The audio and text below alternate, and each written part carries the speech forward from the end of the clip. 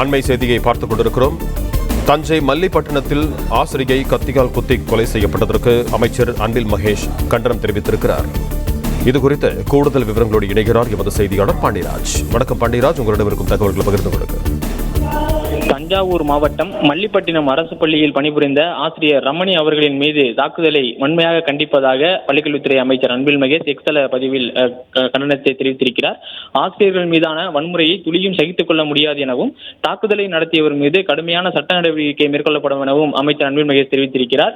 ஆசிரியர் ரமணி அவர்களை இழந்து வாடும் அவருடைய குடும்பத்தினர்களுக்கும் மாணவர்களுக்கும் சக ஆசிரியர் பெருமக்களுக்கும் ஆழ்ந்த இரங்கலை தெரிவித்துக் கொள்வதாகவும் கூறியிருக்கிறார். குறிப்பாக தஞ்சாவூர் மாவட்டம் மல்லிப்பட்டினம் அரசு பள்ளியில் பணிபுரிந்து வருபவர் ரமணி, அவர் மீது அறியாத நபர்கள் கத்தியால் தாக்கியதில் அவர் உயிரிழந்திருக்கிறார். இதற்கு கண்டனம் தெரிவிக்கும் வகையில் பள்ளிக்கல்வித்துறை அமைச்சர் அவருடைய அந்த கண்டனத்தை வெளிப்படுத்தியிருக்கிறார். குறிப்பாக ஆசிரியர்கள் மீதான வன்முறையை துளியும் சகித்துக் கொள்ள முடியாது எனவும் அதில் குறிப்பிட்டிருக்கிறார்.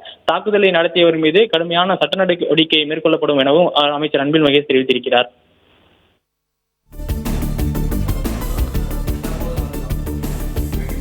நன்றி பாண்டியராஜ், உங்க தகவல்களுக்கு.